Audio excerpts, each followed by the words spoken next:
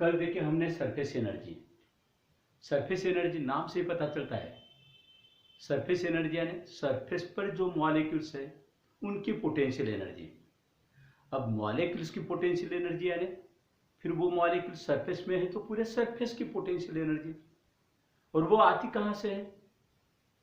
अपने को मालूम है, जो मॉलिक्यूल्स सरफेस पर होते हैं या सरफेस फिल्म में होते हैं तो उनके ऊपर resultant cohesive force downward direction में काम करता है।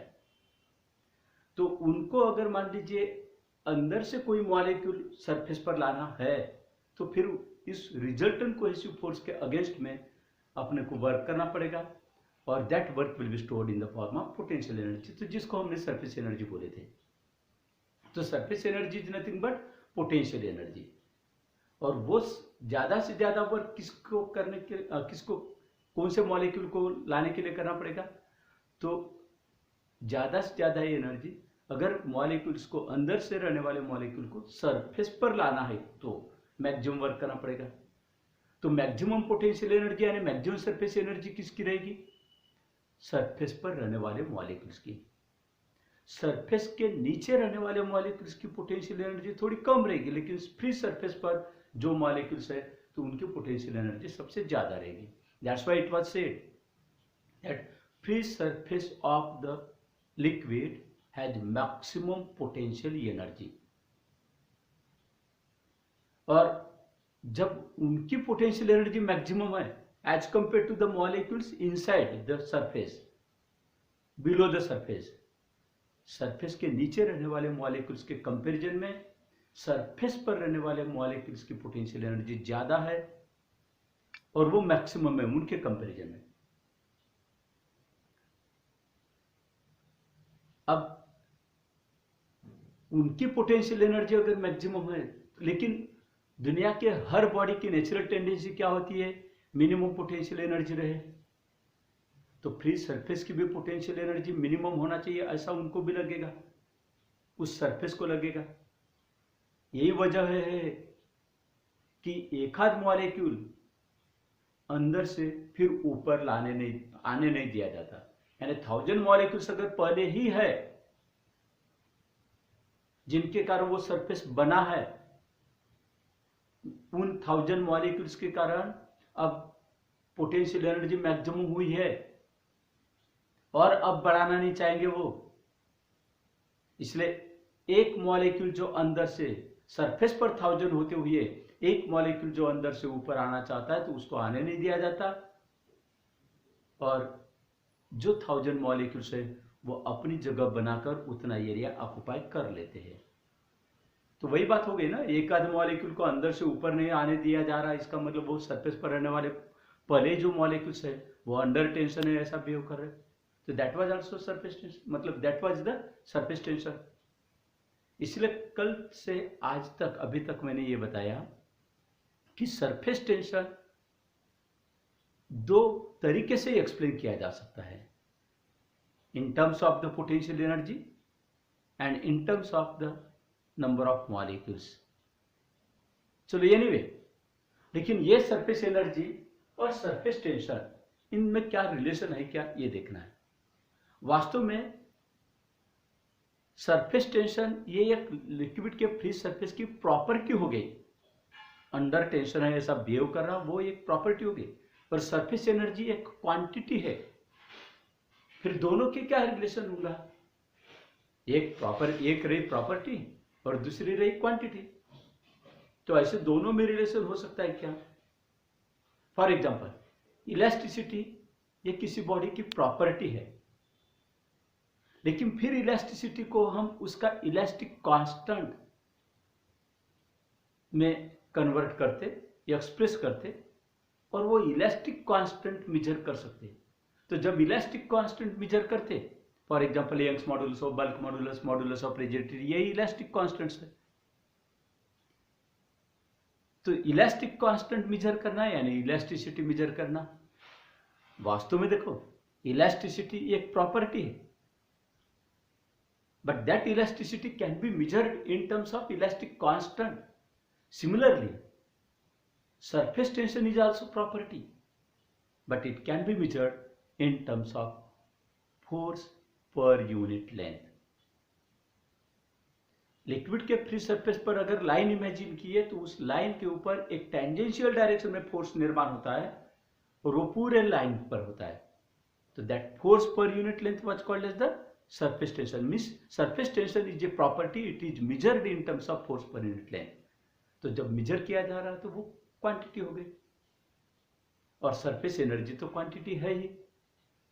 That's why we can establish the relation between the surface energy and surface tension. Otherwise you may say that how it is possible to establish the relation between the surface energy and surface tension, because surface energy is quantity and surface tension is a property. लेकिन अभी मैंने explain किया, तुमको बताया कि surface tension can be expressed in terms of force per unit length, that is it can be measured in terms of the force, and hence it is nothing but it can be related with the surface energy. So now today's topic is, our topic is relation between surface energy and surface tension.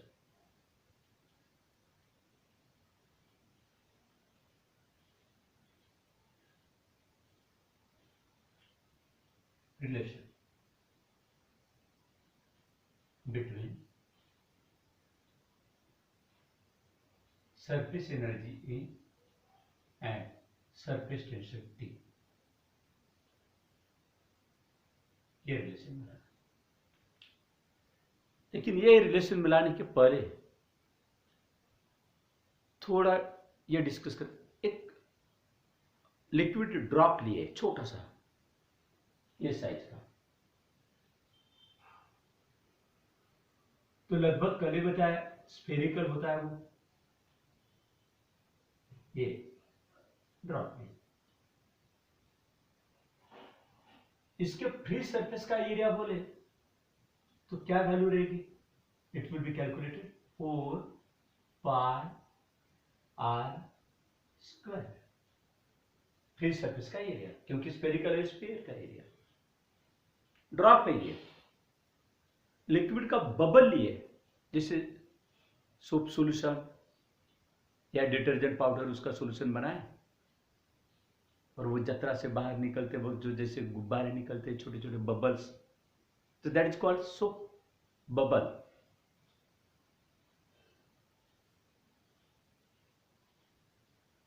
तो उसका भी shape क्या रहता है? Spherical, इस soap bubble. लेकिन इस bubble के अंदर एयर है, तो इसलिए वो बबल अंदर की साइड से भी एयर के कांटेक्ट में है, तो अंदर का फ्री सरफेस, अंदर का सरफेस भी फ्री सरफेस हो गया और बाहर तो एयर है ही.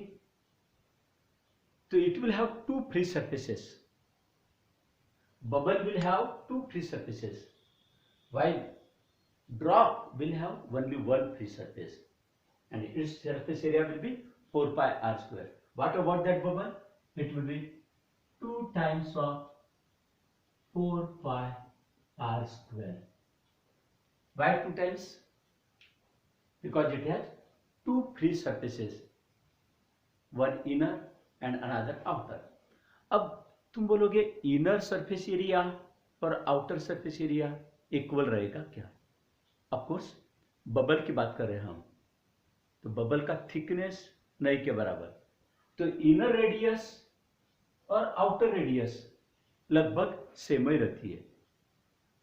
इसीलिए 4 पाई आर स्क्वायर अगर बात आउटर सरफेस एरिया है तो फिर से 4 pi are square inner surface area भी रहेगा, and that's why you can have the total area will be 2 times of 4 pi are square. अब सोप फिल्म, ये हुआ soap bubble, now soap film.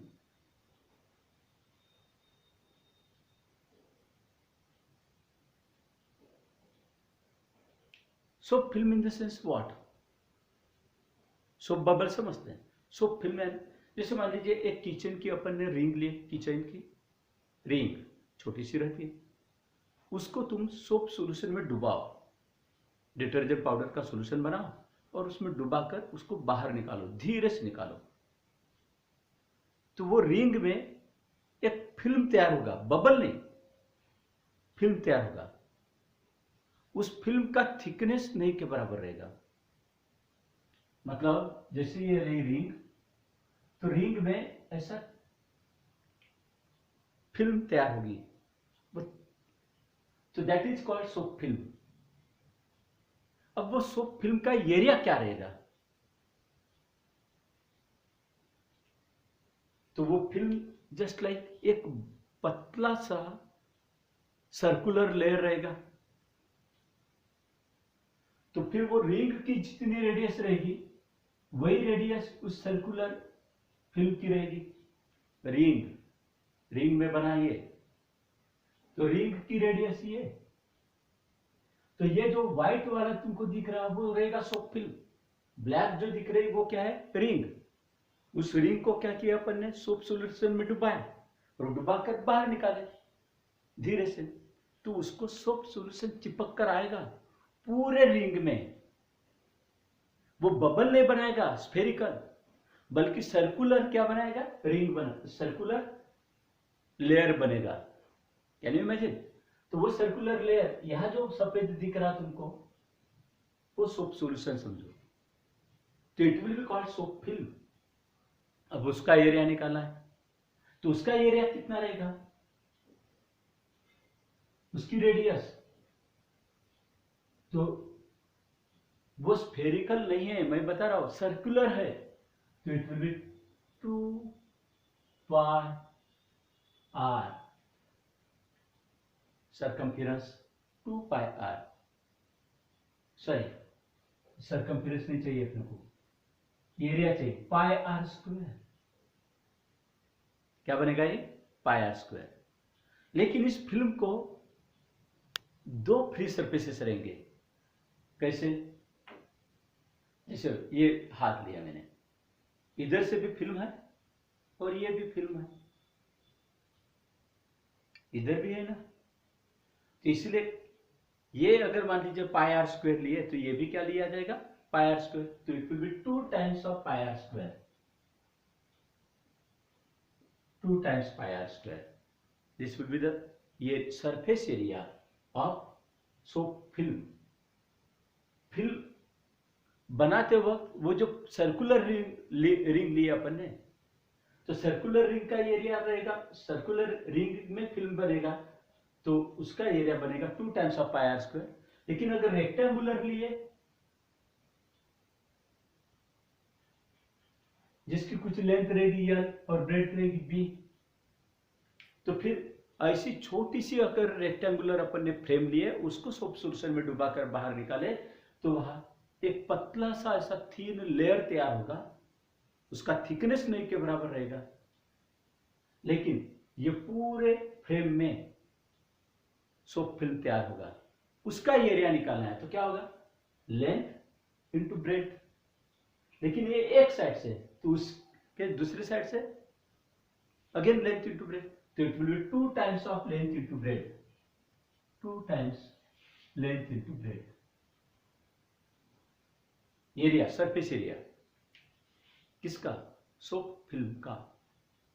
अब तुम पीछे लगोगे, तुमको लगेगा कि सोप फिल्म बार बार क्यों ले रहे, तो वास्तव में सोप फिल्म क्या है, कैसे है?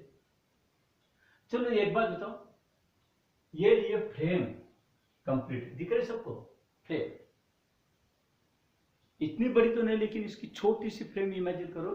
फिर भी ये केवल फ्रेम लिए होते और इसको सोप सॉल्यूशन में डुबाकर निकाले होते, तो ये व्हाइट जो तुमको दिख रहा, वह क्या तैयार हुआ होता? फिल्म तैयार हुआ होता। तो that will be called soap film. अब इस सोप फिल्म का एरिया लेना है, तो ये लेंथ और ये ब्रेड्थ, ये हुआ एक साइड से, तो उसके बैक साइड में भी क्या है? ये इधर भी क्या है?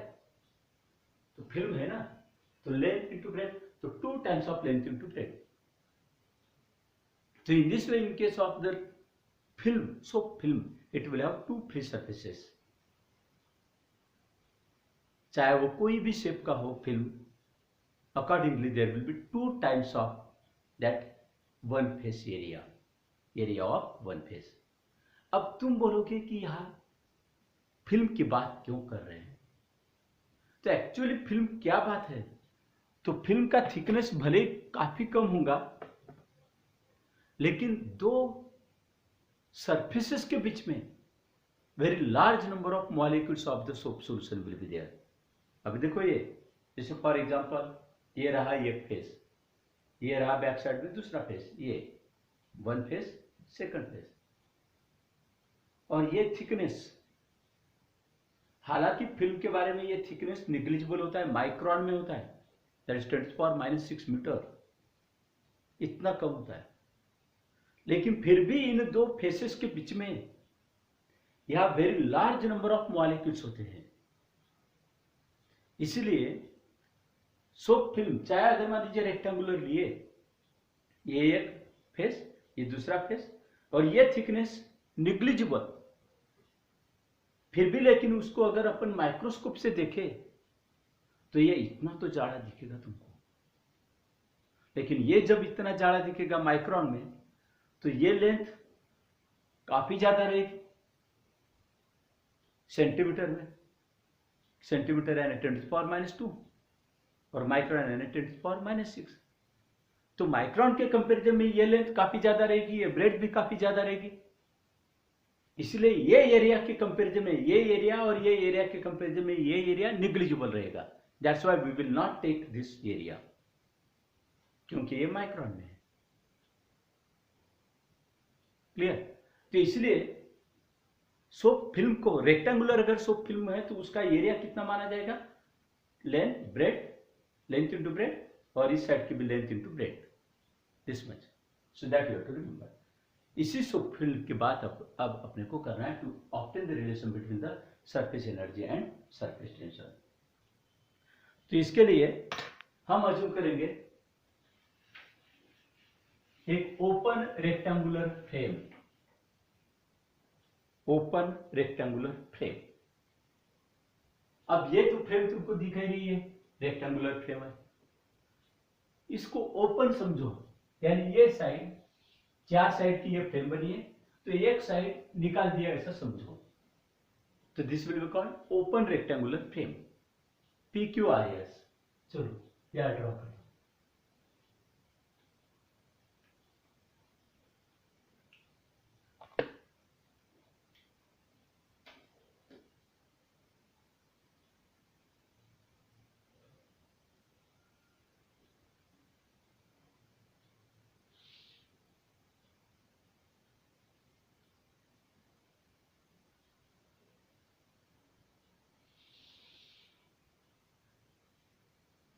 इन this way,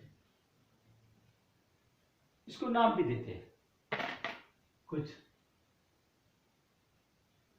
A, B, C and D. It is not closed, it is open. So open rectangular frame भी है, open rectangular frame।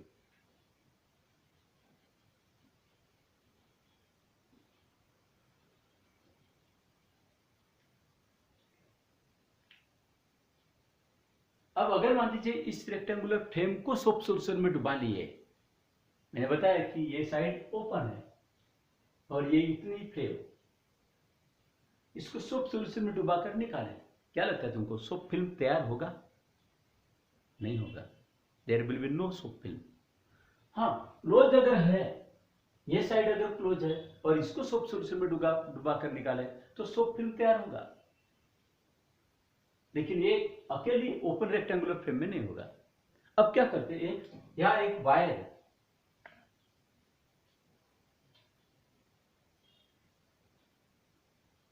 This one, ये वायर कुछ इसको नाम देते PQ।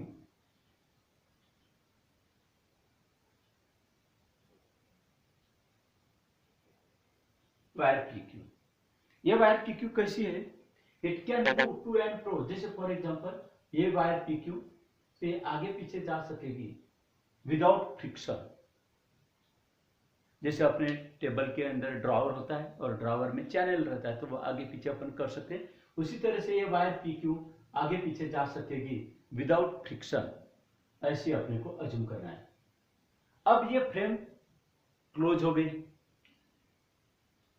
अब क्लोज फ्रेम का नाम रहेगा APQB।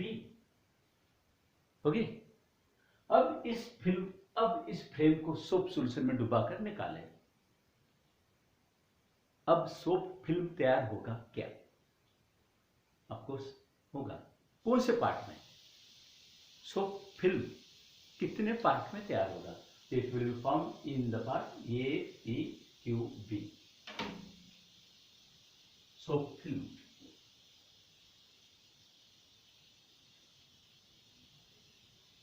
APQB इतने पार्ट में सोप फिल्म तैयार होगा। अब इस सोप फिल्म को दो फ्री सरफेसेस रहेंगे। अब यहां मैं ड्रॉ नहीं करता, लेकिन ये इतने पार्ट में सोप फिल्म तैयार हुआ। इधर कोई सोप फिल्म नहीं रहेगा, मतलब इधर लिक्विड नहीं रहेगा, इधर लिक्विड रहेगा। इस सोप फिल्म को दो फ्री सरफेसेस है। अब इसकी लेंथ PQ साइड की लेंथ PQ, वायर PQ, उसकी लेंथ समझो कैपिटल है। चलो ये नहीं, जब ये फ्री सरफेस है तो फ्री सरफेस के कांटेक्ट में ये साइड AP है, साइड PQ भी है, यानी चारों साइड्स कांटेक्ट में है। AP, PQ, QB, BA, all four sides are in contact with the free surface। ये वही बात हो गई, जैसे मान लीजिए ये पूरी फ्रेम लिए और ये फिल्म अज्यूम किए, तो ये फिल्म का फ्री सरफेस, फिल्म मतलब लिक्विड का फ्री सरफेस, तो ये साइड के कांटेक्ट में है ना, वो सिमिलरली इसी साइड, इस साइड के कांटेक्ट में। तो सेम थिंग हियर, ये जो व्हाइट वाला पार्ट तुमको दिख रहा है यहाँ, तो this is the soap film and it is in contact with this one. लेकिन कल देखे हमने, जब लिक्विड का फ्री सरफेस किसी लाइन के कांटेक्ट में रहता है तो उसके ऊपर क्या निर्माण करता है? फोर्स, सरफेस टेंशन का फोर्स। तो सरफेस टेंशन का फोर्स साइड AP पर रहेगा, ये डायरेक्शन में, यानी लाइन को परपेंडिकुलर होता है। सिमिलरली PQ साइड के ऊपर फोर्स निर्माण होगा, ये डायरेक्शन में। BQ साइड पर भी फोर्स निर्माण होगा, ये डायरेक्शन में। और ये भी साइड के ऊपर फोर्स निर्माण होगा, ये डायरेक्शन में। ठीक है। सरफेस टेंशन के कारण लिक्विड के फ्री सरफेस के मॉलिक्यूल्स इन साइड्स को खींचेंगे। यानी हालांकि तुमको लगेगा कि एक ही मॉलिक्यूल खींचेगा, क्या? नहीं, जितने भी मॉलिक्यूल्स कांटेक्ट में है इस वायर PQ के साथ, साइड PQ के साथ, वो सारे मॉलिक्यूल्स उसको इस डायरेक्शन में खींचेंगे। सबका रिजल्टेंट ये समझो। सिमिलरली PQ साइड के ऊपर जो जितने भी फोर्सेस है, सबका रिजल्टेंट ये, तो रिजल्टेंट ये डायरेक्शन में रहेगा, रिजल्टेंट ये डायरेक्शन में, रिजल्टेंट ये डायरेक्शन में, एंड सो ऑन। इनमें से AP, AB और BQ, ये तीनों साइड्स फिक्स है, रिजिड है, स्ट्रांग है, दे आर नॉट मूवेबल। लेकिन PQ साइड पहले बोले अपन ने, PQ साइड ये यानी एक वायर है, वो फ्रेम में एडजस्ट की हुई वायर। जैसे ये फ्रेम दिख रही, तो इसमें अगर मान लीजिए एक वायर एडजस्ट किए, जो वायर इस पर से आगे पीछे जा सकेगी, उसी तरह से ये वायर है। तो ये वायर PQ मूवेबल है, तो इसके कारण इसके ऊपर जो फोर्स निर्माण होगा, वो फोर्स के कारण वो इधर आने लगेगी, क्योंकि फोर्स इधर खींचेगा। लेट दैट फोर्स बी या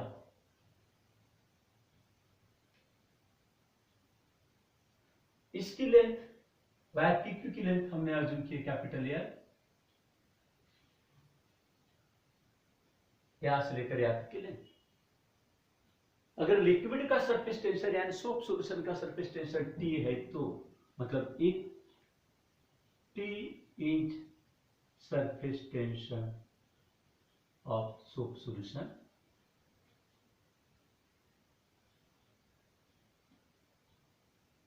then total force F will be given by T into L, because You know that T surface tension was given by F divided by L. So F force will be given by T into L. Okay. So T into L, L is the length and T is the surface tension. तो ये free surface है इस side का, वो इतना force निर्माण करेगा, लेकिन उसके बैक साइड में, दूसरी साइड में भी तो फ्री सरफेस है, क्योंकि पहले का इस फिल्म को कितने फ्री सरफेसेस है, 2।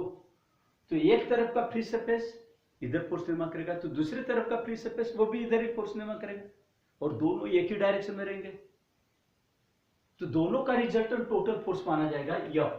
सो what is F? Is the total force. तो टोटल फोर्स अगर ले रहा है F, it will be 2 times of T into L. Why 2? Because film has 2 free surfaces. Due to one free surface, T into L. Due to another free surface, T into L.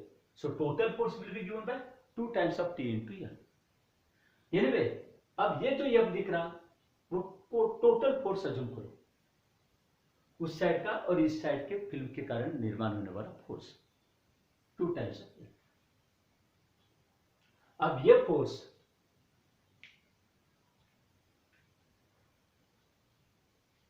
देखो, इसको ये direction है, इधर force is directed towards the side ये P B Q, और ये भी side के ऊपर फोर्स नहीं है ऐसी बात नहीं, but this sides will not move because those are fix, while side P Q is movable, और वो फोर्स इधर खींचेगा. अब क्या होगा देखो, यानी मैं ये बताना चाहता हूं तुमको कि जब तुम ये बी सी डी, ये जो फ्रेम, जिस फ्रेम के ऊपर साइड पी क्यू मतलब वायर पी क्यू मूवेबल है, ऐसी फ्रेम को सोप सॉल्यूशन में डुबाकर जब हम निकालेंगे तो सोप फिल्म इतने पार्ट में तैयार होगा, ये वायर पी क्यू जहां भी तुमने डुबाते वक्त वायर पी क्यू की पोजीशन जहां भी रखी होंगी, जैसे मान लीजिए इतने पार्ट में रखे वायर पी क्यू और उसको सोप सॉल्यूशन में डुबाकर निकाले, तो इतने पार्ट में सोप फिल्म तैयार होगा. वो सोप फिल्म के कारण इसके ऊपर वायर पी क्यू के ऊपर फोर्स निर्माण होगा, और वो फोर्स इधर खींचेगा, तो जिसके कारण वो वायर पी क्यू धीरे धीरे आने लगेगी इधर, इस फोर्स के कारण ग्रेजुअली इधर आने लगेगी, और तब तक आएगी जब तक ये वायर पी क्यू साइड ये बी के ऊपर चिपकती नहीं, तब तक. इसको अगर मान लीजिए यहीं पे रोकना है, सोप फिल्म तैयार हुआ, इतने पार्ट में फोर्स तैयार हुआ, और फोर्स के कारण वो वायर धीरे धीरे इधर आने लगेगी, उसको अगर यहीं पे रोकना है तो अपने को अपोजिट डायरेक्शन में उतना ही फोर्स देना पड़ेगा एफ डैश से, लेकिन एफ डैश की वैल्यू कितनी रहेगी, एफ के बराबर. How much force will be required, what will be magnitude of that force, F. Direction will be opposite, but how much force will be required, F. फिर अगर by the way तो इतना force अगर दिए तो क्या होगा, ये वायर पी क्यू वहीं पे रुक जाएगी, और जो सोप फिल्म तैयार हुआ वो सोप फिल्म उतना ही रहेगा. और अगर तुमने पकड़ कर नहीं रखे, ये डायरेक्शन में फोर्स देकर नहीं रखे, तो ये वायर पी क्यू धीरे धीरे ग्रेजुअली इधर जाने लगेगी. हमको जाने नहीं देना है, वहीं पे रुकना है, तो इतना फोर्स देना पड़ेगा. ठीक है. लेकिन अगर बाय द वे इसका डिस्प्लेसमेंट करना है थोड़ा सा, ये वायर पी क्यू को, पी पॉइंट को यहां लाना है और क्यू पॉइंट को यहां लाना है, ताकि थोड़ा सा डिस्प्लेसमेंट करना है. मैं डेलिबरेटली ये डिस्प्लेसमेंट थोड़ा सा ज्यादा बता रहा हूं.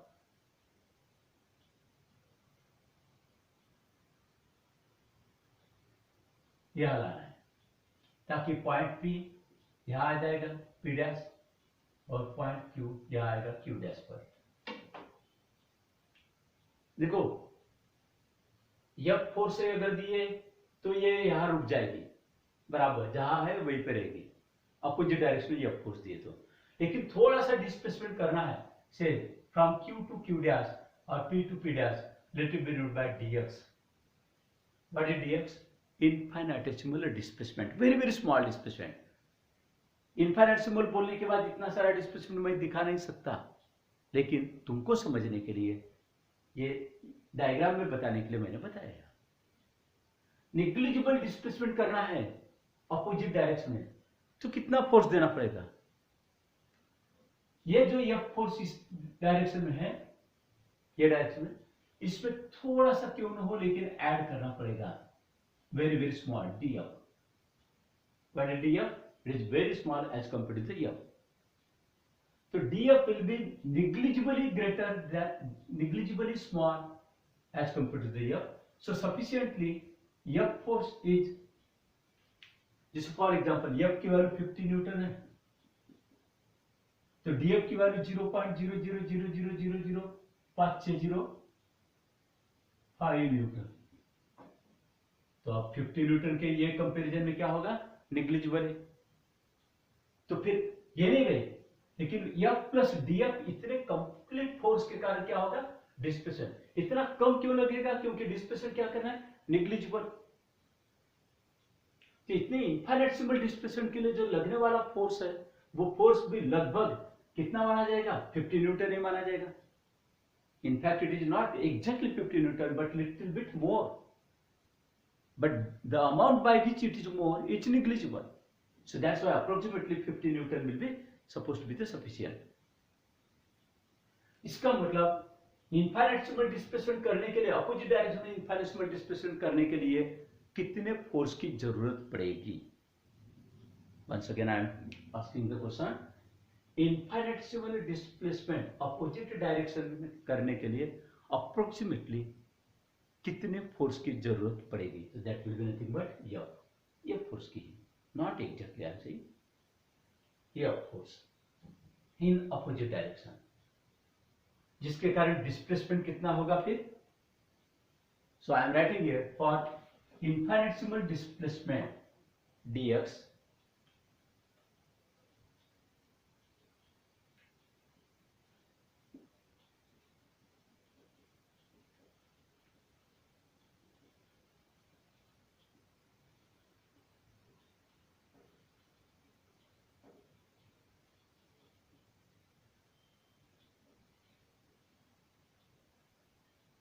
Work required. अच्छा एक मिनट, फोर्स कितना लगेगा? F, और उसके कारण अगर फिर से बता रहा हूं मैं, ये not exactly I am saying this force must be little bit greater than this F। उसका मैग्नीट्यूड, इसका मैग्नीट्यूड इससे थोड़ा ज्यादा ही होना चाहिए, लेकिन जो अमाउंट से ज्यादा होना चाहिए वो अमाउंट नेग्लिजिबल रहेगा, क्योंकि डिस्प्लेसमेंट इनफाइनेटिसिमल करना है अपने को। तो अप्रोक्सीमेटली F फोर्स से लगेगा, तो उस फोर्स के कारण डिस्प्लेसमेंट होगा dx। तो फोर्स इंटू डिस्प्लेसमेंट क्या मिलता है? वर्क। तो वर्क डन और वर्क इज रिक्वायर्ड, रिक्वायर्ड बोलो या डन बोलो, work done will be given by, it will be very very small, dw equals to F force multiply by displacement. हालांकि opposite direction में कर रहे हैं तो माइनस F होना चाहिए, लेकिन यहाँ केवल अपने को मैग्नीट्यूड की जरूरत पड़ रही है, इसलिए F इंटू dx बोल रहा हूं। What is the value of F? 2 times of T into L multiplied by dx. T into 2 into L into dx. Now this is 2 into L dx. क्या होगा? L is this much length, dx this much breadth.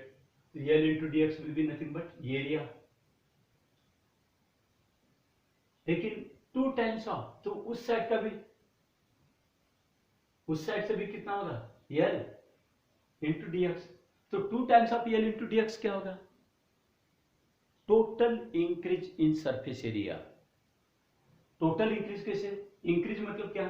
पहले तो liquid का free surface यहां तक था, A P Q B, तो इसका एरिया जो भी था, लेकिन जब अपन ने इसको पुल कर लिया इधर इनफाइनेटिसिमल अमाउंट से, तो वो यहां से यहां तक आया, तो इतना एरिया तो बढ़ गया ना।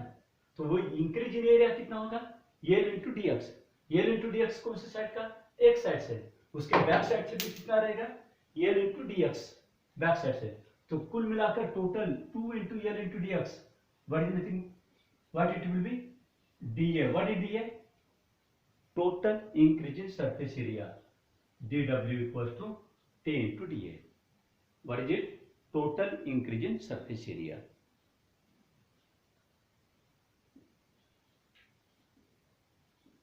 Increase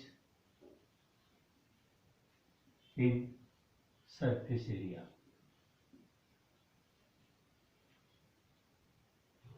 फिर एज यूजुअल क्या बोलेंगे, ये वर्क किया गया for what purpose, to increase the surface area. Surface area इस फिल्म का मतलब लिक्विड का, क्योंकि वो फिल्म किसका था, सोप सोल्यूशन का, सोप सोल्यूशन यानी लिक्विड, तो लिक्विड का एरिया बढ़ाने के लिए वर्क करना पड़ता है, लिक्विड का सरफेस एरिया बढ़ाने के लिए वर्क करना पड़ता है. That work is given by T into D A. What is T, surface tension, and what is D A, increase in area. As usual now this work is stored in the form of potential energy. तो ये potential energy कहां store होगी, जिस purpose के लिए work किया गया वहां, किसके लिए वर्क किया गया, इतना एरिया बढ़ाने के लिए, तो इतने एरिया में वो पोटेंशियल एनर्जी स्टोर हो जाएगी, and that's called surface energy. So surface energy denoted by U or E, let it be. Now U, surface energy U equals to work done, and work done is nothing but T into dA. This will be also done by du.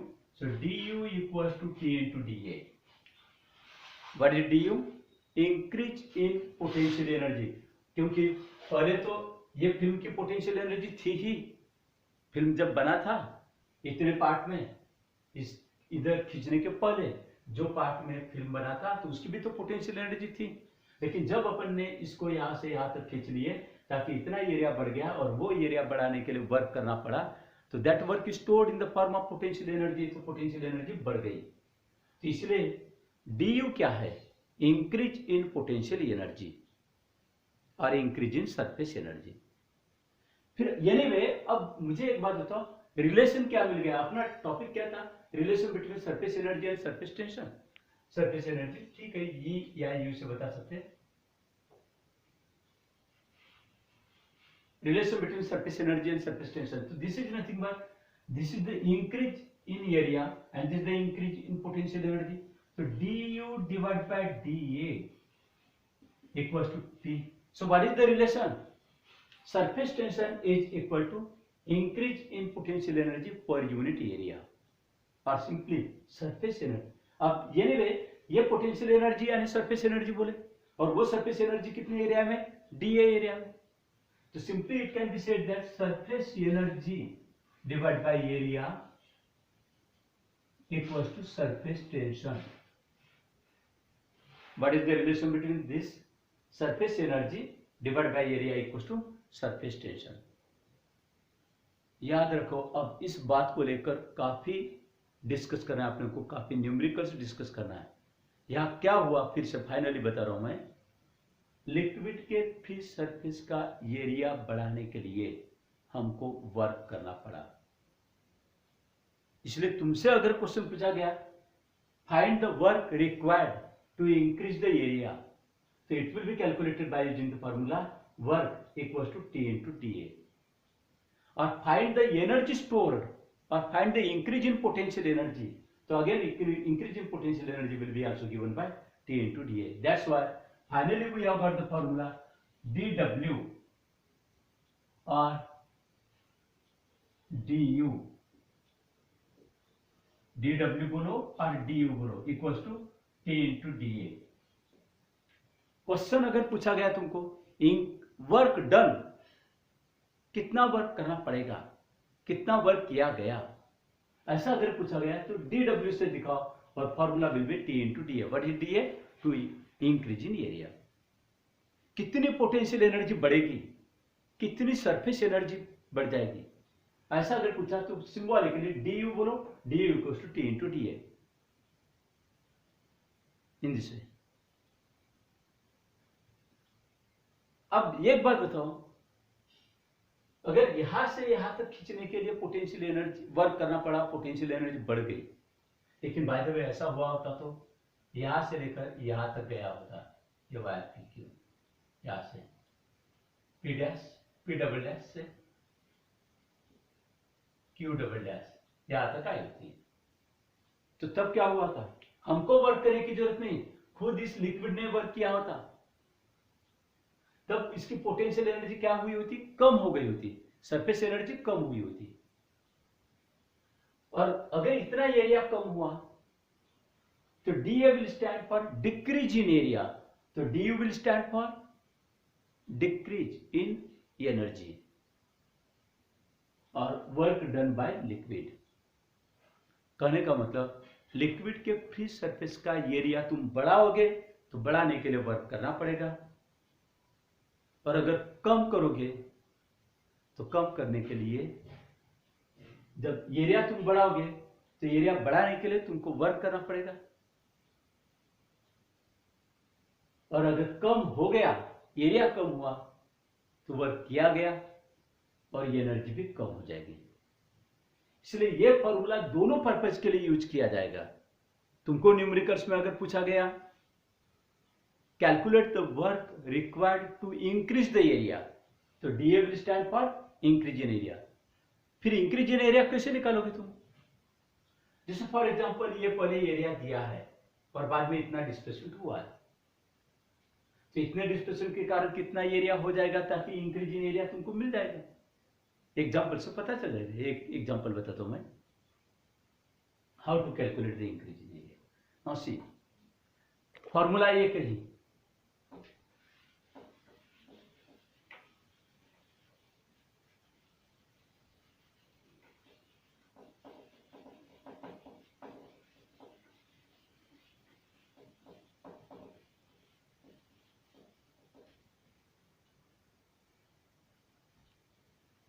ऐसा एक assume करो, question number 7 की बात कर रहा हूं मैं।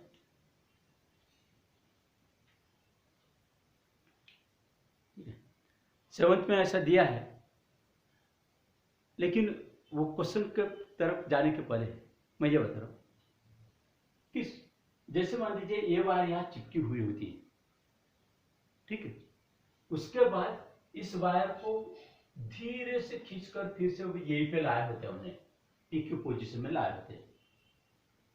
पहले वो वायर चिपक गई है, यहां सोप सॉल्यूशन में डुबाया, डुबाने के बाद ये वायर धीरे धीरे इधर चली गई, चिपक भी गई। उसके बाद अब बता रहा हूं, उसके बाद इसको धीरे से पकड़कर हमने फिर से यहीं पे लाया होते। जब यहां चिपकी थी तो फिल्म दिखेगा क्या तुमको, नहीं दिखेगा, यानी लिक्विड नहीं चाहिए ऐसा लगेगा तुमको।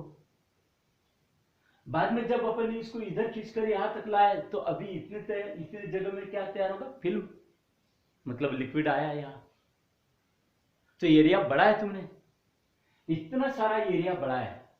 पहले एरिया क्या था, 0, बाद में इतना सारा एरिया बढ़ा है तो वर्क करना पड़ा। तो वो वर्क कितना, तो T into DA, what is DA, increase in area. फिर इंक्रीज इन एरिया निकालने के लिए पहले एरिया क्या मानोगे, 0, और दूसरा एरिया क्या मानोगे, फाइनल एरिया। तो इस फिल्म का पूरा जो एरिया हुआ वो एरिया, इसलिए इनिशियल एरिया 0 मानेंगे और फाइनल एरिया यानी पूरे फिल्म का एरिया। इसको लेकर क्वेश्चन देखो, क्वेश्चन में क्या, total energy of the free surface of a liquid drop. चलो लिक्विड ड्रॉप की बात की है, लिक्विड ड्रॉप को तो एक ही फ्री सरफेस होता है, एनीवे उसकी टोटल एनर्जी, यानी उसको ये बोलना है कि जैसे मान लीजिए ड्रॉप बनने के पहले ड्रॉप नहीं था और ड्रॉप बनने और उसके बाद ड्रॉप बना है। जब ड्रॉप नहीं था तो उसका एरिया 0 मानेंगे, और जब ड्रॉप बन गया तो उसका एरिया क्या रहेगा, 4πr²। ड्रॉप को केवल एक ही फ्री सरफेस होता है, आउटर ड्रॉप की बात कर रहा हूं। तो टोटल एनर्जी उसकी दी है U equals to, total energy is given to be, total energy of the liquid drop is given to be 2 into 10⁻⁴ pi times 2 into 10⁻⁴ into pi times the surface tension multiply by T. देखते वक्त जरा गजब दिया है। What is it? ये जो एक liquid drop बन गया, तो बनने के पहले समझो कि वो मौजूद ही नहीं था, तो उसका एरिया 0 मानेंगे। और बाद में जब ड्रॉप बन गया तो ड्रॉप का एरिया अभी 4πr² फॉर्मूले से मिलेगा अपने को। तो इनिशियल एरिया ड्रॉप बनने के पहले एरिया क्या मानेंगे? 0, और ड्रॉप बनने के बाद 4πr²। अब इतना एरिया बढ़ गया, पहले 0 था अभी 4πr² हुआ। तो डीए की वैल्यू क्या, मतलब डीए यानी इंक्रीज इन एरिया।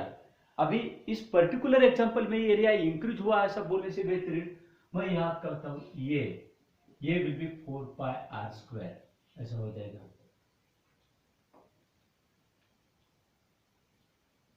फिर u equals to T into A, ऐसा फॉर्मूला यूज करेंगे, क्योंकि तुमको लगेगा कि यहां तो एरिया बढ़ ही नहीं रहा, यानी जो भी वो ड्रॉप का एरिया हो गया तो वो एरिया ये 4πr²। T is the surface tension and U is the total energy, ऐसा फॉर्मूला यूज करेंगे।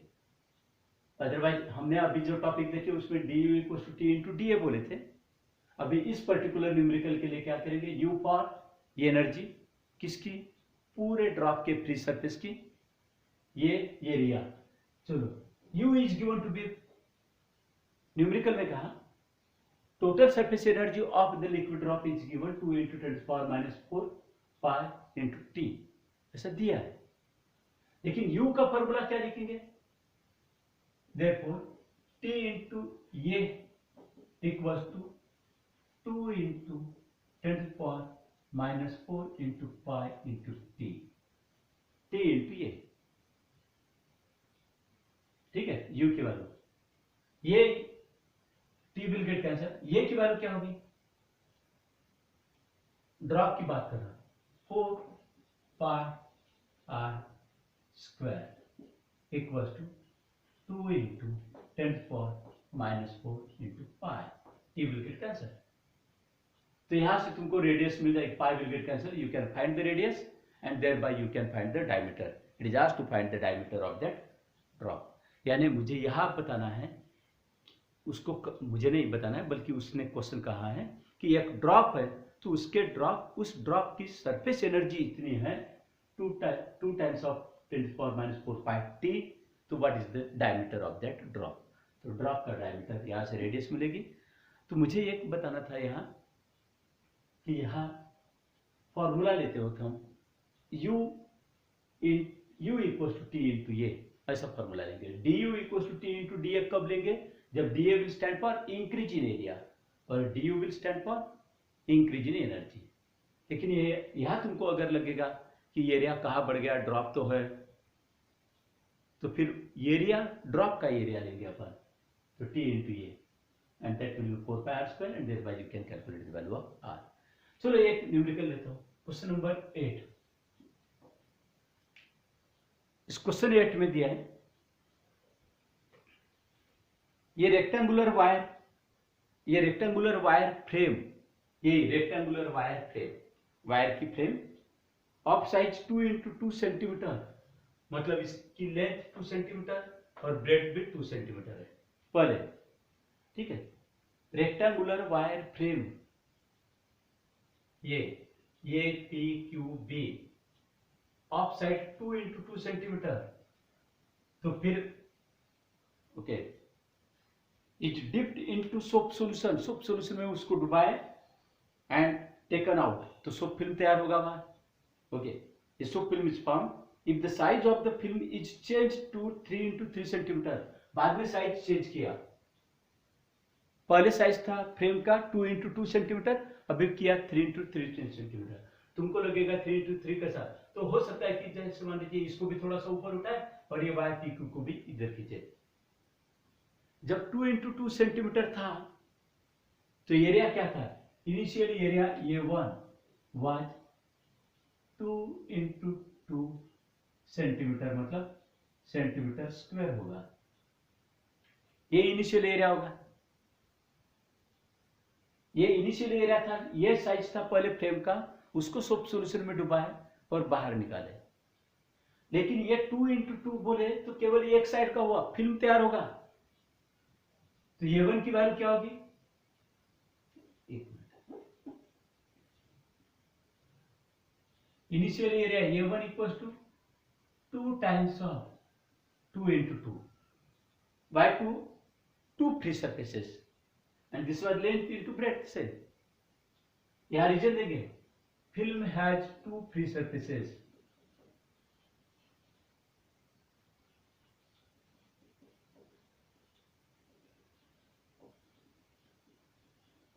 दो फ्री सरफेसेस है इसलिए। सेकंड A2 की वैल्यू, A2 में बाद में ड्रॉप की फिल्म कितना बड़ा किया, so it will B 3 × 3 centimetre का किया। It will also have 2 free surfaces, इसलिए 2 × तो फिर DA की वैल्यू मिल जाएगी यहाँ, इंक्रीज इन एरिया कितना किए तो।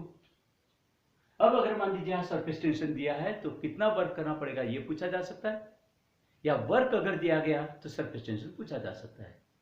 यहाँ फॉर्मूला क्या यूज करोगे, या इंक्रीज इन एनर्जी पूछा हो तो work equals to T × DA, work की बात की तो, और इंक्रीज इन एनर्जी कहा तो DU equals to T × TA। By using this you can do this. दो न्यूमेरिकल्स करना है, 7th और 8th, ठीक है। बाकी आगे के न्यूमेरिकल्स बाद में बताता हूं मैं, और ये टॉपिक